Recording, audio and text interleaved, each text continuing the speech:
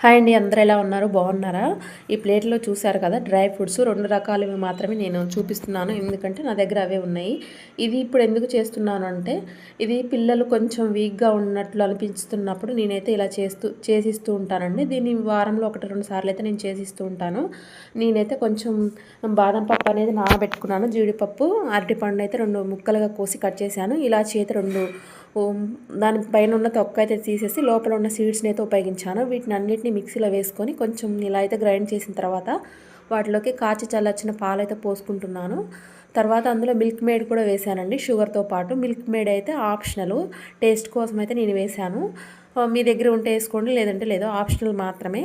వీటితో పాటు ఈ నట్స్తో పాటు ఇంకా మీ దగ్గర పుచ్చపప్పు గింజలైనా, లేదంటే గుమ్మడి గింజలైనా, సన్ఫ్లవర్ సీడ్స్ అయినా, ఇంకా వేరే ఇతర సీడ్స్ అయినా వాడుకుంటే చాలా టేస్టీగా ఉంటుందండి. వాటిని మాత్రం మనం ఇలా చేసుకుంటానికి ముందు కొంచెం నానబెట్టుకోండి. అవైతే మంచిగా మెత్తగా గ్రైండ్ అవుతాయి కదా, చాలా టేస్టీగా ఉంటుంది. ఆ పాలలో చిక్కగా ఉంటుంది.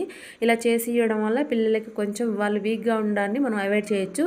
ఇప్పుడున్న రోజుల్లో మనం పెట్టే ఫుడ్ వల్ల కూడా వాళ్ళు చాలా వీక్గా ఉన్నారు కాబట్టి ఇవైతే మిల్క్తో, ఇలా అరటి పండ్లు, నట్స్తో చేయడం వల్ల వాళ్ళకి చాలా అంటే చాలా బాడీకి మంచి పోషక విలువలు అయితే అందుతూ ఉంటాయి. కాబట్టి ఇలా అయితే చేసి మీరు ఇవ్వండి. ఈ వీడియోలో మీకు ఇన్ఫర్మేషన్ ఏమైనా ఉంది అనిపిస్తే మీరు మాత్రం నా వీడియోని తప్పకుండా సబ్స్క్రైబ్ మాత్రం చేయండి ఫ్రెండ్స్. లైక్ చేయండి, షేర్ చేయండి, కామెంట్ చేయండి. ఇలాంటి వీడియోస్ అయితే నేను మరిన్ని చేయడానికి కొంచెం నాకు సపోర్ట్గా ఉంటుంది.